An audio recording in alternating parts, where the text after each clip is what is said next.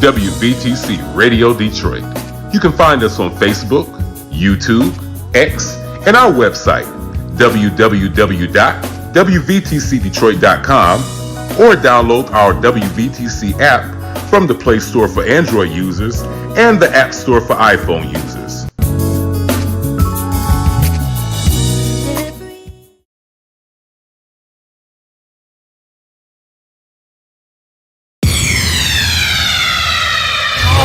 Allow anything to distract you from the will of God. Have bad things on in your life. Understand, Jesus said, let me tell you something. Father, I'll go if you give me a... Elevate your financial wisdom with Reverend Dr. Jim Holley Ministries presents Where Wisdom Meets Wealth, Faith Meets Finance, and Purpose Meets Prosperity. For over 5 decades, Pastor Emeritus Dr. Jim Holley has been a guiding light in Detroit, attracting over $50 million in business ventures and creating hundreds of jobs and opportunities. During this hour, Dr. Jim Holley is sharing decades of financial wisdom with you. Lean in as he helps you find dollars for your dreams and bring sense to your sense.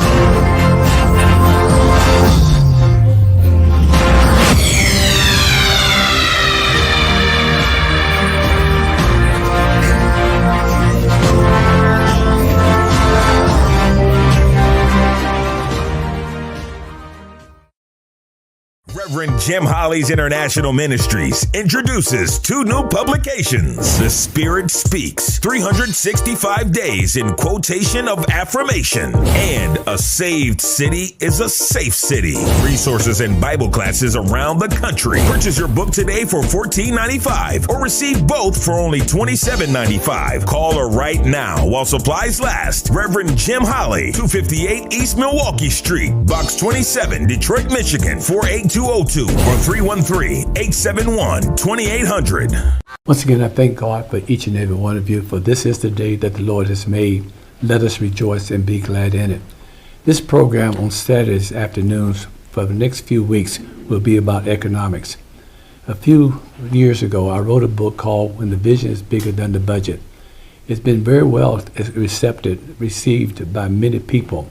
I thought maybe somehow, some kind of way, looking at the status of our community and what's going on with our churches right now, perhaps I need to bring this back and really deal with this in more of a setting of really trying to make sure that I'm able to not only talk and to teach, but perhaps give you what I've learned down through the years about business as far as the church is concerned. Our present condition and circumstances in no way reflects God's goodness and His purpose in our church. When you look around and see, for the most part, many of our churches really sitting, almost like what you call a war zone, abandoned houses, abandoned areas where business is not there, and yet we're there and seem to be so happy with the church being basically the only person or the only business or institution in the community. This is not to be critical, it's just basically an observation. And I just feel like somehow, some kind of way, that I'm able to have the experience down through the years, and also have met so many people that I feel I want to bring them to you, how we all can help each other when it comes down to really giving opportunity and economics for our churches. I want you to understand it's very important that somehow, some kind of way, we understand that our churches are very important. And it's not only important for spiritually, but also liberation for our people. So I want you to understand that these few weeks that we have together, I want to make sure to put it on your schedule, that you will be with me, not only through the weeks in terms of spirituality and for preaching and teaching, but on Saturdays, I want to bring in economics. I think it's very important. We have like $1.6 trillion in disposable income, and yet have nothing to show for it. Again, this is not to be critical. It's just basically to talk about what we need to talk about in terms of how we can better ourselves through our churches and our nonprofits. So I want you to really call somebody, maybe a pastor, maybe someone that runs a nonprofit, and they're able to talk to them and understand that down through these next few weeks, it may be about 3 or 4 months, we'll be doing this thing that we call economics, because we're going to bring people to you that basically can help each and every one of us.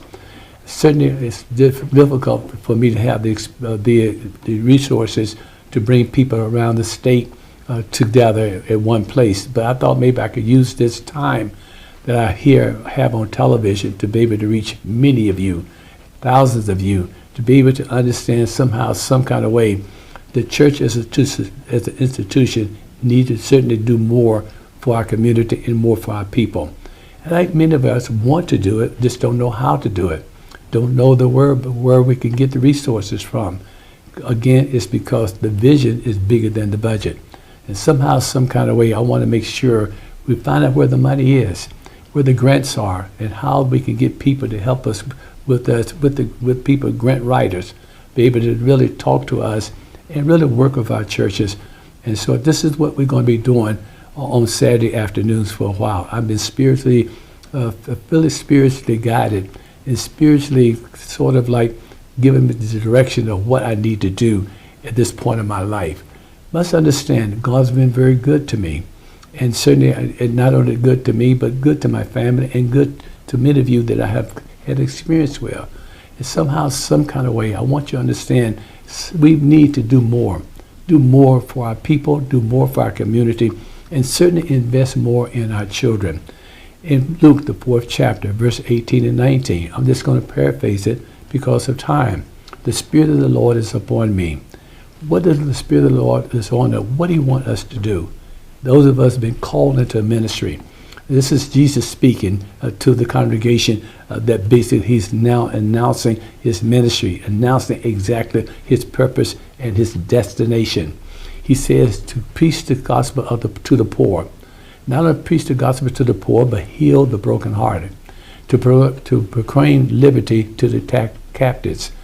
To recover the sight to the blind. Liberation to the oppressed. Liberation to the oppressed. To proclaim the acceptable year of the Lord. And certainly I'm proclaiming the acceptable year of the Lord is right now in 2024. My sister and brother, I know that you're concerned as well as I am about the state of our community, about the state of our churches. Certainly about 33% of our churches have gone out of business for one reason or another, certainly coming out of the pandemic. And certainly when you talk about COVID-19 and all the things that have taken place, not only with death, but also the death of institutions and businesses as well as the church itself. And these are not my figures. These are the figures that basically is by the Pew Research Center. So I want you to understand, we want to make sure that we'll be on top of this and really understand it's about planning. And if we plan, if you don't plan, you plan to fail. And that's the only way you can stop failing is to plan. And somehow, some kind of way, I want to be able to get information to you. That's all it is, just getting information to you and understand somehow, some kind of way.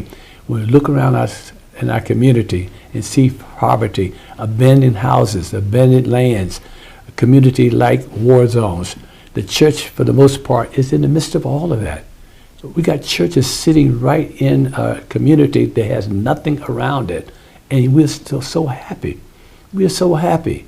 And somehow, some kind of way, how as a people can we go into our churches and leave our churches to go home and know that our church, for the most part, is not basically trying to be building the community around you. Again, I want you to understand, I want to be very careful. This is not to be critical. I'm just talking about what I'm talking about. I'm not talking about anyone personally, or any church personally. I should understand, I think all of us, many of us, and not all of us, at least many of us, want to do more for our people and certainly for our churches. How can we make a difference? That's the thing we need to talk about here. How can we make a difference? How we together can make a difference? And somehow, some kind of way, we need to talk to each other. And I don't have all the answers. I'm not going to sit here and insult your intelligence as if I have all the answers. I do not. I know many of you have much to offer to this whole scenario and this whole problem that we have in economics and in our community. And so somehow, some kind of way, we want to be able to fix this up where we can talk to each other and have a conversation of what we can do and how we can pull our resources together. And that's what the question is. How can we make a difference? How can we make a difference? I remember the blind man that basically by the roadside really called on Jesus and got Jesus' attention. And when he got Jesus' attention, Jesus said, well, what you want me to do for you? What you want? What do you want? What is your desire? What is your need? Of course, the blind man said that I might see. Well, Jesus knew there was an option there. You're also blind and also a beggar. But the man chose his blindness not to give me some money, because obviously what he needed to have sight for so he could basically take care of himself. And this is the thing I think we must understand, that Jesus gives us everything we can. God gives us everything we need in order to help our people. And the question, how do we tap into the resources that God has there, not only in heaven, but also the resources he have here on earth? I remember the man by the pool of Bethesda. He had been there for 38 years. I mean, he had been there before Jesus was born. And then here comes Jesus, and he's been there 38 years. And when he sees Jesus, he says to him, nobody's trying to help me in there. Nobody. I've been here for 38 years, and every time I get closer, when the water gets disturbed, and I better get into trying to get in there, somebody gets in before me. And so I've been here struggling. Well, I would ask the question, well, you could have rolled over in 38 years and got to the water. You could have inched your way to the water. After 38 years, and somehow I really believe the man got complacent and got a sense of helplessness as well as hopelessness. And Jesus comes in and basically talks to the man and says, well, what do you want? And so Jesus said, I'm going to make you whole. I want you to understand that this is not just to give you economics, but also to give you help.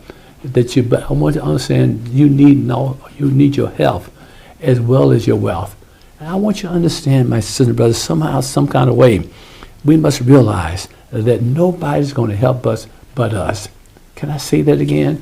Nobody's going to help us. Nobody's going to help us but us. So this is what I want to talk about. I want to share with you, and I hope that somehow, some kind of way, you'll call someone and know that every Saturday when we're going to be talking about economics. Understand somehow, some kind of way, I want to bring in people who have resources. I want to bring people who have where the grants are. I want to bring in people who have done this and done it successfully, and we'll get their story. Because what God does for one, he can do for another. You must understand, I remember how God blessed me to have cookies on Northwest Airlines before Delta bought Northwest. And because I got tired of begging. Just got tired of begging, going from one foundation to another. And so many people were basically at the door at the foundations, and I was late, or they ran out of resources. I remember one time that General Motors Foundation told me they didn't have any more money. I couldn't believe that. And when they told me that, I felt like somehow, some kind of way, I better do something other than sitting around here expecting somebody else to help me in my ministry. I wanted to send kids to school and to college. I wanted to build a college. I wanted to build a school. I wanted to do so much for the community, so much for my people that I love so much. And I'm just saying to you, somehow, some kind of way, you must understand that that came about. Those cookies on Northwest Airlines, potato chips in stores throughout Michigan. I want you to understand, I'm not here bragging and telling you, giving this story just to and sort of like build myself up. No, I just want you to understand what God can do for each and every one of us. I'm no better than you.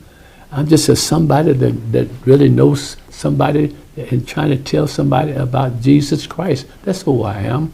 And I say to you again, somehow, some kind of way, when we talk about economics and the church, and many people don't even deal with that. Many of our pastors don't even deal with that. It's just in the pulpit and to the Wednesday night prayer meeting or whatever that night is, and that's it. And our people are oppressed. Our people are poor, and somehow, some kind of way, are not educated. So I want you to understand, again, this is not to be not to be insulting you or trying to basically to criticize anyone. It's basically just to say to you, I know we can do better. I just feel deep down in my heart that we can do better. And I feel like also at the same time, we're running out of time. Good God Almighty, yes, we're running out of time. When you look and see what's going on in this country, you see about 6 or 8 million immigrants are coming into this country, and understand they're taking our place. They're now getting to be about 22% of the population, and we're still 11% of the population. Who you think is going to get the benefits? And they're already getting the benefits. And we've been here for a couple hundred years, and we've been free and economically free for about 75 years. In 75 years, people did more with less, and we got more and doing less. So again, I say to you again, somehow, some kind of way, we need to lift up our bow down heads and not be victims and be victorious, because we got somebody, and that somebody is our Lord and Savior, Jesus Christ. So as I talk about the economics and the church, I'm saying to you again, I really feel that time is running out for the black church to create a sound economic foundation for the future of our children and the future that we can stand on. In order to address this situation, a mission and a purpose-driven mandate should be designed to the freedom to call for the people that really need a helping hand. And the church can do it. The church can do it.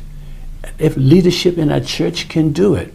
For many years, I've been quietly observed the state of affairs of the black church.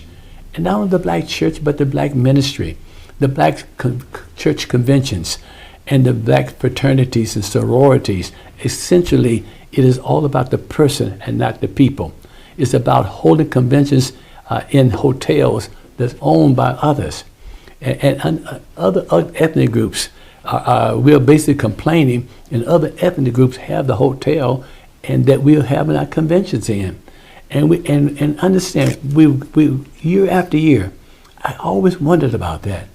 I always wondered about somehow, some kind of way, down through the years, it been a preacher going to convention after convention, whether it's state or national, going into hotels, and we never thought about buying our own hotel, never thought about buying a place where we could have our own headquarters, nothing like that.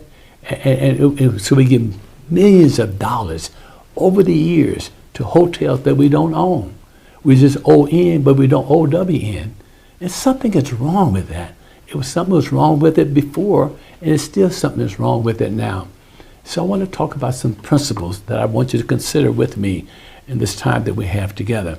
Just a few principles that we're going to talk about, and that you can basically just resonate in somehow, some kind of way, how we, for the most part, can just think about it. I mean, we cannot leave it to others to provide the vision of the provision of the vision. We can't leave it to others. So many times when pastors come into the church, what is the vision of the church? When you see what's going on in the community, and you see the people in your church, when new pastors come in, do you really take a survey and see what the people really want? And if they don't want anything, what do you want? And somehow, some kind of way, what is your vision for the church? What's your vision for the community? And somehow we must understand, it's just not going in the pulpit and just preaching and preaching and preaching and singing and singing and singing, and we're going to heaven anyway, and our people, for the most part, are oppressed and in poverty, and you're not doing anything to basically give them the incentive to do better. I say to you again, somehow, some kind of way, we must make the initiative to somehow, how do we make an initiative to match the vision that we have for our people? My sisters and brothers, we have so many politicians that come into our churches, and they get into positions, but they don't change the condition. Can I say that again? So many politicians come in our church, year after year, decade after decade, come into our churches and basically and get the position, and it's in that position for a long time, but never to do anything about the condition of the people that they represent. of anything, they do something just for others. I say to you again, what is your vision for your community? What's your vision, for your family? What's your vision for the church? Have we thought about that? And I say to you again, if you shoot for the moon and fall among the stars, you're still on high ground. And somehow, you got to lift up the people in your congregation, their attitude, their mentality, that you're God's child. And if you're God's child, and we preach it and sing it, and that we talk about what a mighty God we serve, and yet we are still in the situation where we are right now, as I indicated to you in the beginning of the program, $1.66 trillion, and we still have nothing to show for it. When you look and see that most likely that's we have more money than Canada has for their national budget. If we were a people in a state or a people that has their own state, we would probably be the 8th or 9th state in this country. I'm just saying to you is, again, God has blessed us in a mighty, mighty way. He's blessed us in a mighty, mighty way, and we have not taken advantage of it. I want you to understand, again, what is the vision for your people? What's the vision for your church? What's the vision for your community? Have you brought the community together and asked them what they are thinking? I say to you again, we've got to make sure we do some self-help initiative to match the vision that we have. I know what you're saying. Well, Reverend, I got visions, but I don't have the provision for the vision. And we talking about we're God's people, and God, and we know God, and God knows us, and we worship Him Sunday after Sunday, teach Bible class and everything else we do in the church, and yet we're telling me that we don't know where the provision is going to come from. My sisters and brothers, don't ever sell yourself short, and don't ever feel like God is not there to help us. That's what it's not just He wants us to be liberated. That's what was the anointing of I come to preach is liberation. Not only liberation in terms of your soul, but liberation in terms of your wealth, your resources. What is the vision of leadership? What's the vision of the congregation? We witness day after day poverty, human suffering. And yet we are noble people. We are you know where God brought us from? Do you know where God brought us from? I'm just talking about just from Mississippi to Detroit, or North Carolina to Detroit, or to Chicago. I'm not just talking about that. I'm talking about where God really brought us from. And yet we have this sense of hopelessness, and we know that we know God, and God knows us, and we have this sense of hopelessness. I'm telling you, this is not what it's all about. I want you to understand that somehow start thinking big. Start thinking big. You've been in a hoopy for year after year, and you're satisfied with it. You're basically got a apartment that basically you got 5 family members, and all of you in one bedroom or 2-bedroom apartment. Don't you think you ought to have a house? Don't you think God wants you to be able to do, and all we have to do is just do what He says through His Word, be obedient, be faithful, and trustworthy? I just say to you again, my sister, brother, I just want to be able to be a blessing to you as God has blessed me. I want to be a blessing to you. The direction of the people should be provided by God. Look what Moses did to the people of Israel. And understand that Israel was basically captive, and God liberate them. But Moses went down and said, "There's no time to have a meeting. There's no time to talk about we're going to put committees together." The vision was already there, and when Moses went down, he told them, "This is what God wants." And that's what leadership is all about. This is what leadership is all about. You talk to God, God talks to you, and you talk to the people. I know people can talk to God without you and me. I understand that. But in terms of leadership, I mean, Martin Luther King has been gone for almost 6 decades now, and we're still talking about the dream. We're still talking about, and nothing has happened. Nothing has changed that I can see. So I say to you again that these are the principles that I want you to think about. God's ability, not my ability, should be our maximum. With God, all things are possible. We preach it, we teach it, we do. Then we ought to practice it. We ought to practice what we believe, practice what we preach. And I just say to you again, when we fail to plan, you plan to fail. That's all I'm trying to tell you. And so again, as I say to you, and those of you just joining us at this particular time, on this Saturday for a few weeks, we're going to talk about the church, the economics, and the church. How we can basically take the institution that God has given us and really liberate our people and liberate our community. How can we basically build our community around the church, and so that we can basically understand that's what God is blessing the community, not just the church, but He's blessing the community. I remember a few years ago when the mayor of Detroit basically the city was running out of money. They were talking about bankruptcy. They even closed the recreation center next to the church. They're going to board it up. I got word from the recreation department that they were going to close Constantine Recreation Center, and they're going to board it up. And I looked at that, and I looked up to heaven, to God. You mean tell me we're going to have a boarded up building next to the church on Woodward Avenue? Are you kidding me? And so I called the mayor and called the recreation department. We had a meeting. Let me take it over. If you don't want it and can't handle it, he said, well, if we give it to you, Reverend, understand, we're not going to ever do nothing for you. You'll never get anything from us. Don't think we're going to give you grants. And you won't. If you take it, you got to do it. You got to. With God's help, we can do it. I'm not going to have a boarded up building next to the church. It's an insult. It's an insult. And so when you go to the building, the Constantine Recreation Center, and you can see we still have it. We still have it. I don't know about tomorrow, but today we still have it. And I'm just saying to you again, my sisters and brothers, understand this is I feel is what God wants us to do. And that is not only just have church, but have service.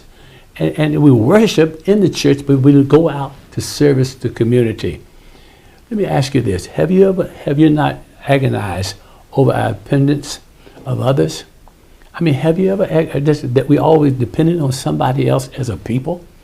I mean, again, I'm not trying to be critical or anything, but have you ever agonized over the fact is that they start talking about the Native Americans now, giving them scholarships, but for the most part, we're the only people that basically asking for people to help our children go to college, and we got historical black colleges and all of that, and we got disposable income, and many of the historical colleges failed and closed because we didn't support them. I'm just saying to you, nobody's going to save us from us but us. I want you to understand that. And so I ask you, don't you get concerned about you have to be dependent on other ethnic groups? My sisters and brothers, that's the reason why I begin to get into this economic thing and try to make sure that we basically have economics for profit to feed the nonprofit. Because somehow, some kind of way, you come to realize after General Brothers told me the foundation didn't have no money that particular year, I knew we were in trouble. And the whole city was in trouble, not the nation. I couldn't believe it. And I'm just saying to you again, somehow, some kind of way, we need to do that. I mean, just visualize this. Just walk with me now. Just walk with me. Visualize this. This going to really, you're going to think, it's going to make you think a little bit. Visualize this. We wake up in the morning, and we wake up in the morning, a clock that's made by Electric General. I mean, we wake up in the morning by a clock that's made by Electric General. We crawl out of our beds with sheets made by Cannon Mills. We walk across the carpet made by Armstrong. We go to the bathroom, turn up the faucet, and the shower control made by American Standard Company. We use soap by Procter Gamble. We use towels that were made by, most likely, My Pillow Guy. We basically have shave with Gillette and Schick razors. Brush our teeth with Colgate and use mouthwash Scope. And have deodorant by Johnson. I want you to understand, and yet we have $1.6 trillion of disposable income, and we don't have soup, we don't have toothpaste or soap, a soap company, or a toothpaste company, or anything like that, that basically we use every single day. Every single day. Can you imagine that? I'm just saying to you again, my son, we must realize that somehow, some kind of way, this is it. This is where we are. And here we are in 2024. And I remember Mr. Faircon used to have toiletries like toothpaste and soap and things like that. And he was making them and selling them. They weren't just selling bean pies. They out there talking about selling toothpaste because he couldn't put them in the store because of who he was. They wouldn't allow him. But he used his soldiers to do that. And I'm just saying to you, because he understood economics. He understood economics. I'm saying to you again, even Martin Luther King, I remember when he started Operation Breadbasket, and had Jesse Jackson to basically point him to over economics of Operation Breadbasket. That was the economic arm of SELC, because he understood that yes, we got to be able to liberate people, but after liberated, we also got to make sure they're dependent. They're not dependent on someone else. They're independent, and somehow, some kind of way, leader after leader comes to us. And we're still in the same boat that we've been in down through the years. I want you to understand, for decades, as I indicated to you earlier, we preach in churches, state conventions, national conventions, and we serve, and we talk about what a great God we serve, and yet we're in these conventions, and what hotels do we own? What places do we have in terms of basically where we can have our own? We're there every year, and all. You mean we have 12 or 13 conventions of all denominations, and somehow we couldn't come together and buy one building? My sisters and brothers, I'm just talking what I'm talking about. I'm not talking about anybody. Not trying to be critical, but I want to raise this question to you and me. How is it that we're in the state of economic depression as we are, and yet we got so much going for us? We got so much going for us. God supplies all of our needs, desires of our heart. These are things that basically we know is true. We know it's true. And if we believe it, then we ought to practice it. Understand, we have all these things taking place, and for the most part, we realize, my son, yet we seem to have less, and seem to, for the most part, have all the advantages that we had down through the years, and now other people are coming in. We were about next, and now we're back on the back burner now. Look what's going on in this country. Look what's going on. Look at the things that's going on with the migration, immigrants who are coming into the city, into the country. You think this not going to help? It's going to hurt you? Going to help you? I don't think so. I don't think so. Do they really care? Who cares about us? If you don't care about yourself, why do you think somebody else is going to have your back or have your agenda? They're not here. They're here. Every community before we got in our community, there were 2 or 3 ethnic groups before we got here. And I'm not going to go over it in terms of, but I'm just telling, when I came to Detroit in 1969, I remember the stores were owned by the Middle Easterners. And somehow, some kind of way, I mean, they would have shotguns up there because of making sure we wasn't stealing and all this kind of stuff. And I'm just saying to you, in our own community, and then when we open up our stores, open up our grocery stores and all this kind of stuff, we used to have something like a Myers owned by a black man. And he went out of business because for the most part, he was not supported. I remember I used to be a partner with Mahalia Jackson. Can you believe that? Yes. Ben Hooks, myself, and Mahalia Jackson used to have our own chicken called Mahalia Jackson chicken. In that particular time, Colonel Sanders' Kentucky Fried Chicken was very popular and was going all over the country. And on Oakland Avenue in Detroit, and they would go to the people past Mahalia Jackson chicken, which is much better chicken, and it was good chicken. I mean, it was good chicken. And basically, go to Kentucky Fried Chicken, and there we were, our chicken in the freezer for the world, and we went out of business because we weren't supported.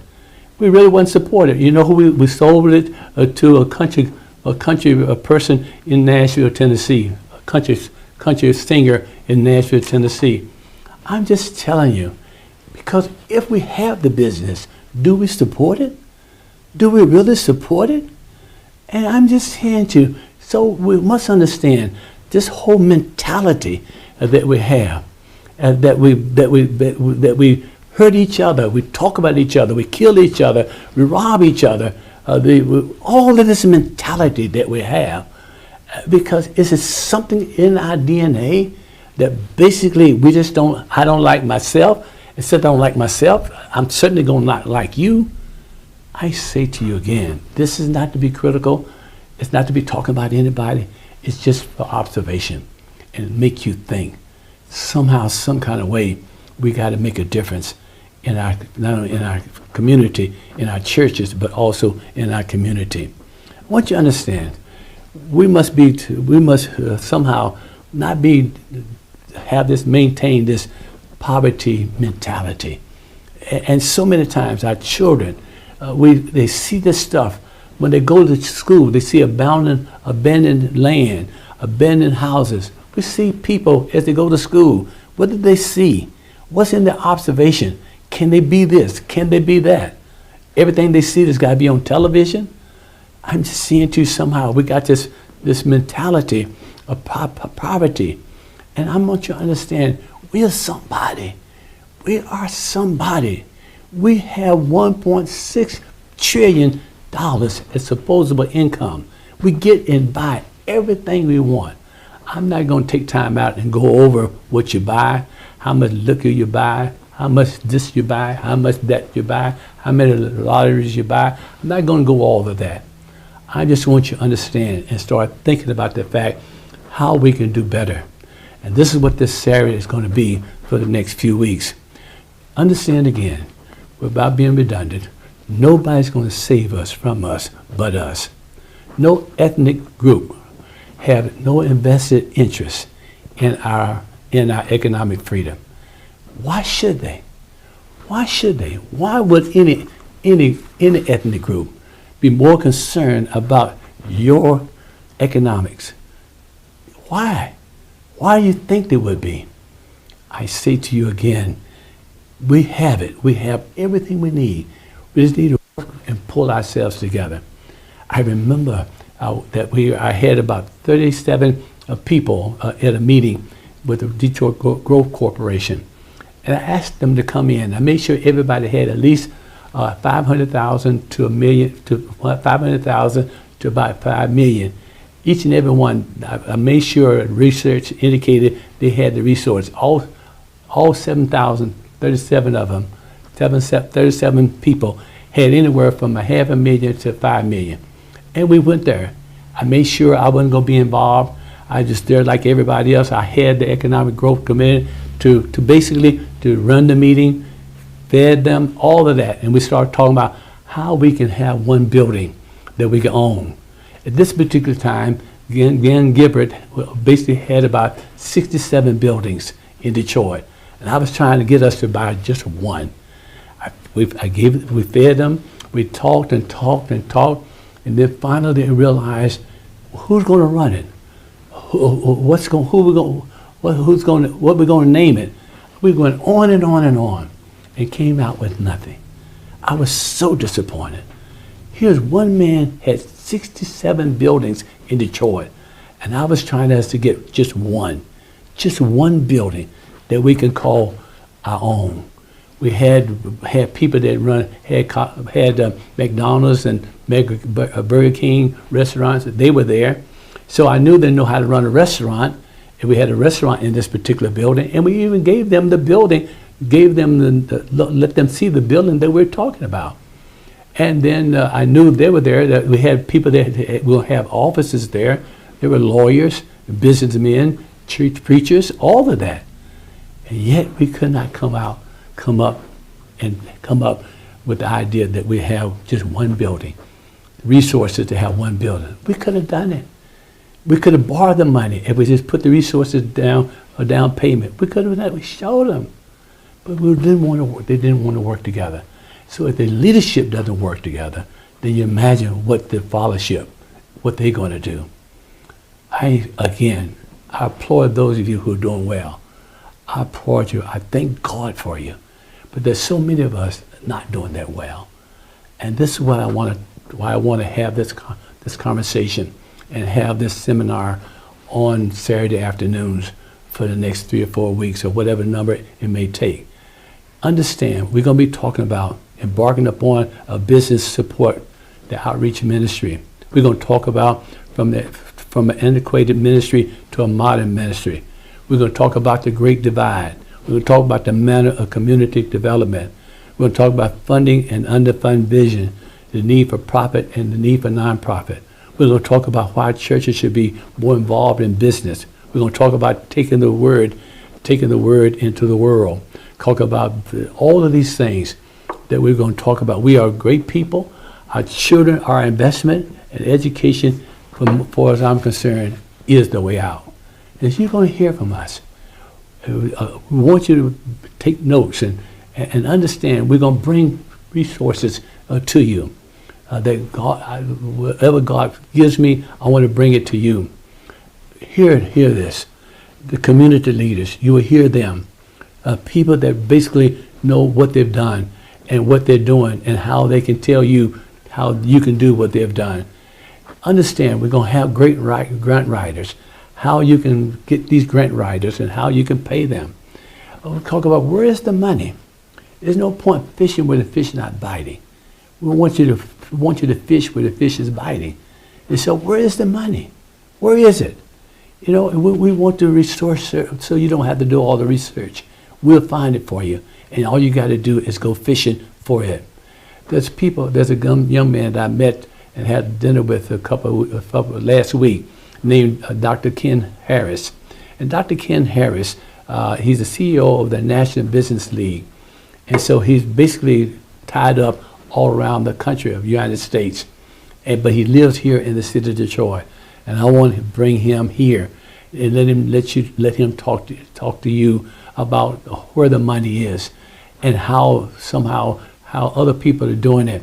I want to talk about the possibility of having a Black Wall Street here in the city of Detroit. I've been hearing about the one in Atlanta. So I want to talk about having a Black Wall Street here in the city of Detroit. I want to bring representatives from government, the federal government. We have a conversation now with the Labor Department. There's so much money in the Labor Department that we can apply for. In the Commerce Department, we can apply for. And in HUD, we can apply for. So these are the things I want to bring to you. With God's help, I want to do that. I want to make sure, my sisters and brothers, somehow, some kind of way, we bring bank representatives, people who work in outreach for the banks and foundations for the banks, and how you can basically get $5,000 or $10,000 or $20,000 from these foundations. And how do you do it? and we'll have people that know how to do it, and tell you how you can hire them without paying them up front. These are the things we want to try to help you with. Understand, I remember, Mr. Producer, I remember I had a conversation with Mr. Johnson of Ebony Magazine. And so Jesse Jackson took me to, Jesse Jackson was meeting with him. I went with Jesse Jackson to meet him. I was having cookies on Northwest Airlines. And I felt like that was really a good story. And I asked Mr. Johnson, I said, Mr. Johnson, can I be in your magazine and get exposure? So I never will forget it.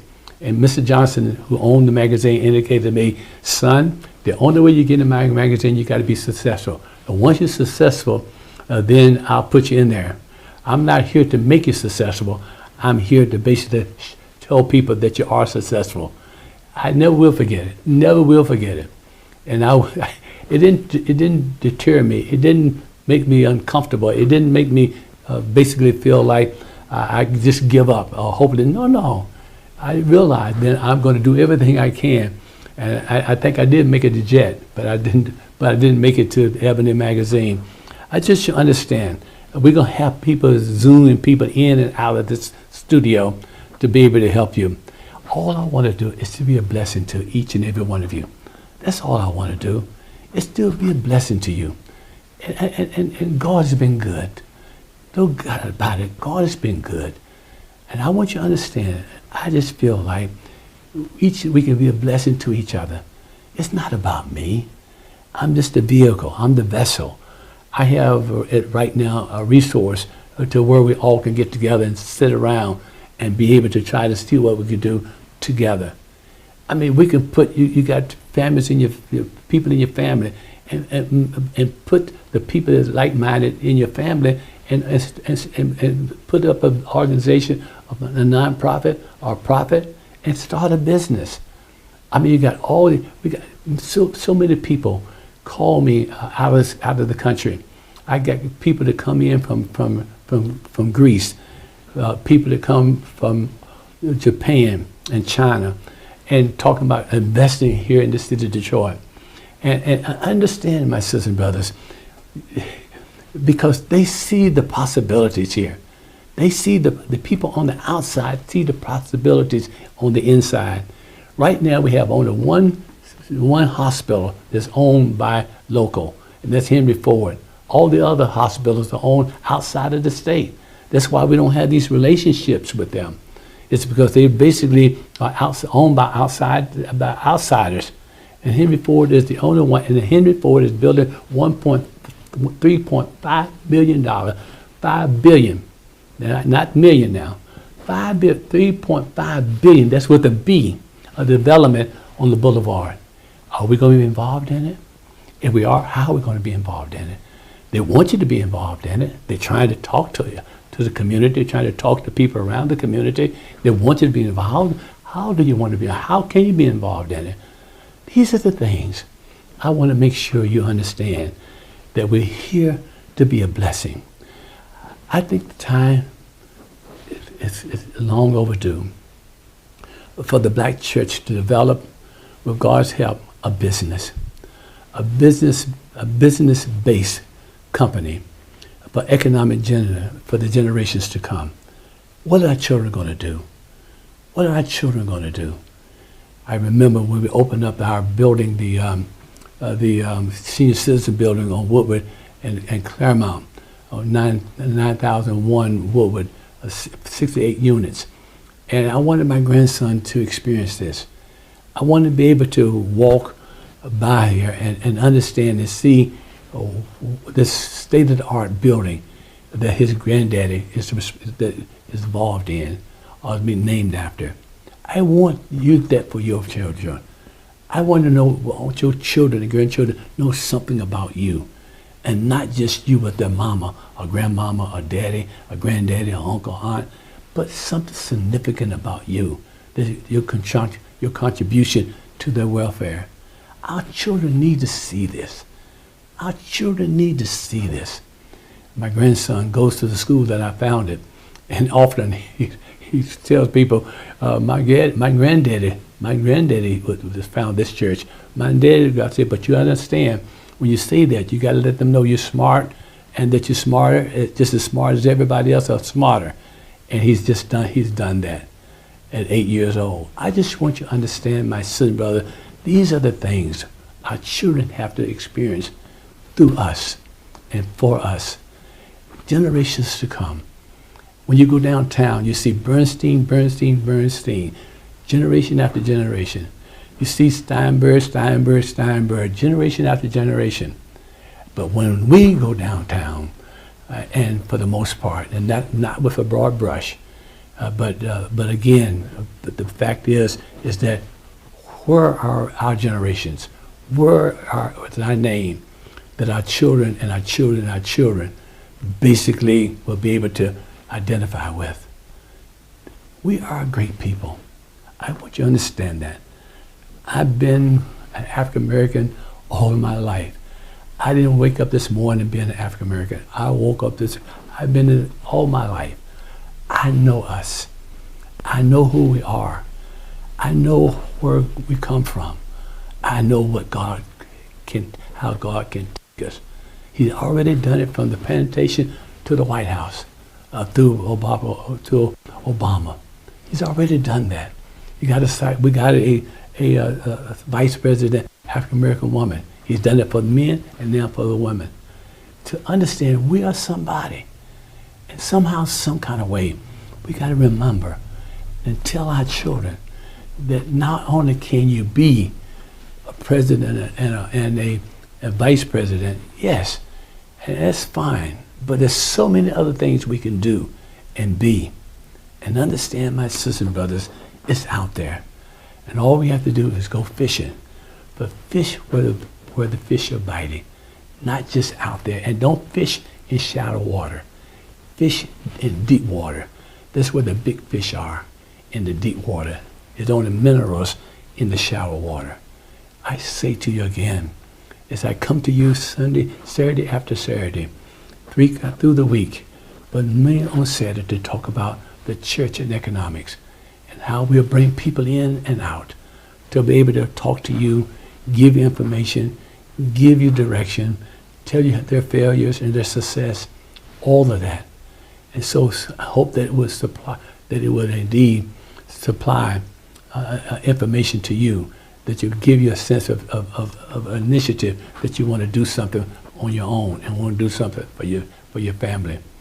I would go to a McDonald's. I remember seeing this young man that every time I go to the same McDonald's, week after week, day after week, day after day, he will be there.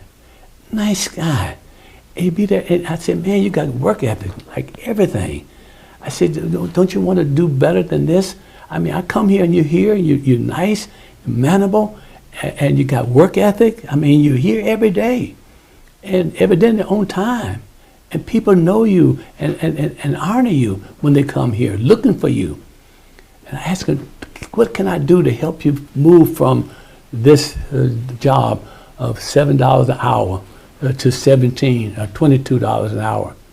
He said, sir, I appreciate what you're saying, but I'm satisfied. I'm really satisfied. I remember I was giving out clothes and stuff and food across the street from the church. On the other side, I had a job fair. I was telling the people that was getting the food, I got a job fair over here. I can get one person that I was giving the food to walk across the street and apply for one of the jobs. My sisters and brothers, because this entitlement mentality, it's going to go out the window. Just watch and see. It's going to be the have and the have-nots. Which one do you want to be? I'm the one that you want to be and should be. But which one do you want to be? And so I say to you, as we come to a close of this particular program, this is what this thing is all about and what I want to do. It's been on my heart for several times. I just try to put it together and try to find the resources to put it together. And of course, we'll be able to let you know how you can get our book, and that is in terms of when the vision is bigger than the budget. and basically how you can get the stories that I have in there, how God has blessed us with these stories, and he can do the same thing for you, and for you, and for you. I pray to God, my sisters and brothers, that we start thinking big things. This thing big. But more than anything else, when you talk to your children, as my grandmama talked to me, I was raised in West Virginia. I was born in Philadelphia, raised in West Virginia, educated in Tennessee. But I was in the West Virginia, coal mines. And so many people that were working in the coal mines were dying for heart disease, lung disease, called black lung disease. And they were dying. And all around us, Mr. Woods, Mr. Kelly, all these people working in the mines. And I told my grandmother, I don't want to be like that. So she said to me, and I never will forget, if you don't want to be like that, you got to educate your way out. And so, way you're going to get out of here, son, is educate your way out. And I took that and grabbed it and did just that, educated my way out. And I'm saying to you, to the young people that's listening and the adults that's listening, tell your children, you got to educate your way out. And I'm telling you, and God will do the rest. God bless you. The Detroit Water and Sewerage Department is looking for motivated Detroiters to be a part of our team. We have opportunities for field services technicians, engineers, and customer service specialists with competitive pay and benefits. Make a real difference with the work you do every day. Join other Detroiters who are taking part protecting the pipes where we live, work, and play. Learn more and apply at detroitmi.gov/jobs. DWSD, working hard for you. And all the insurance companies said the same thing. We won't pay. They'll pay. Listen, Feminino, we won't pay. This next one's going out to David Feminino with We Won't Pay. Shoppers, we won't pay. The insurance companies never want to pay. When you've been involved in an auto, truck, or motorcycle accident, they'll set up every roadblock they can to prevent you from recovering. Let me handle that. They paid, and I will make them pay you.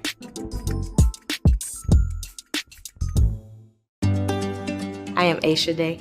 I'm a graduate of a community mental health program. They taught me different skills in order to help me work in everyday life. Because before I used to have anger issues. Aisha is an example of what the skills can really do for you. Good, how are you? Good. Every client that I help, even in a small way, helps me feel better about myself, and I think my clients benefit from that. I look at Melissa as my therapeutic superhero. She helped me to be able to recognize my emotions, be able to deal with my emotions, handle it, and then be able to express myself. I feel honored, but I feel like in a way she's the superhero, and it's not me. I just gave her the information, but she applied it to herself and made it work. Community mental health is, to me, a way for clients to learn how to manage their health and create a life worth living for themselves. You see sparks of joy and confidence increase in them. You get to see someone who just didn't know what to do with how they felt, figure that out and get the tools to handle it. It's amazing to watch.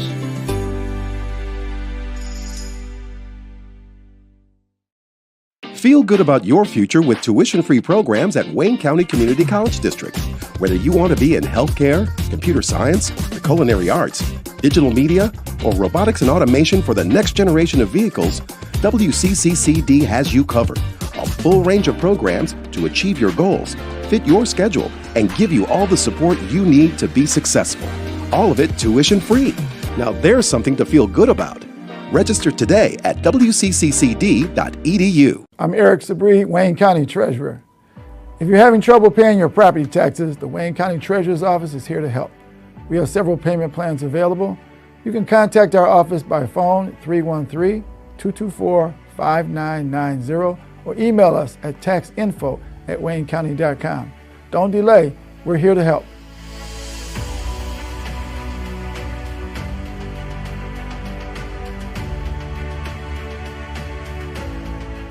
Reverend Jim Holley's International Ministries introduces 2 new publications. The Spirit Speaks, 365 Days in Quotation of Affirmation, and A Saved City is a Safe City. Resources and Bible classes around the country. Purchase your book today for $14.95 or receive both for only $27.95. Call or write now while supplies last. Reverend Jim Holley, 258 East Milwaukee Street, Box 27, Detroit, Michigan, 48202 or 313-871-2800. Thank you for tuning in to Reverend Dr. Jim Holley Ministries International Presents. You can contact Reverend Dr. Jim Holley at Reverend Dr. Jim Holley International Ministries, 258 East Milwaukee Street, Box 27, Detroit, Michigan, 48202.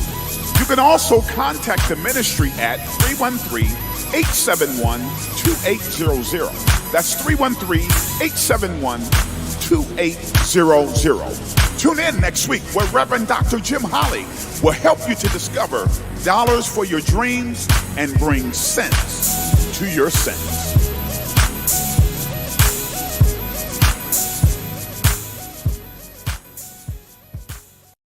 The views and opinions expressed on the previous broadcast are those of the authors and do not necessarily reflect the official policy or position of WVTC Radio Detroit, its advertisers, or affiliates.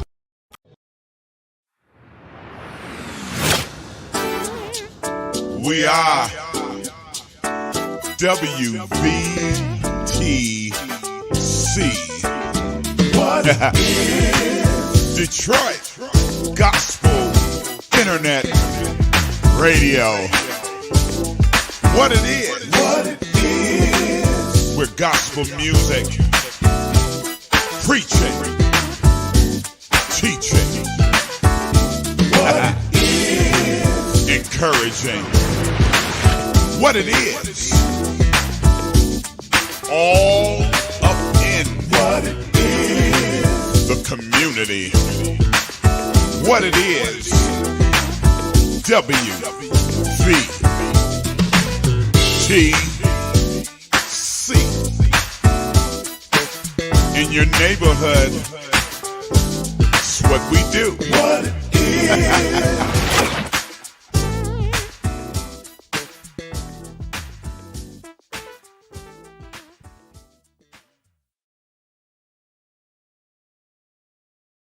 Go to your Apple or Google Play Store and download the WVTC Gospel Radio app today. You can also say, Alexa, play WVTC Radio Skills. Would you like to play WVTC Radio Network? Absolutely. Download it today.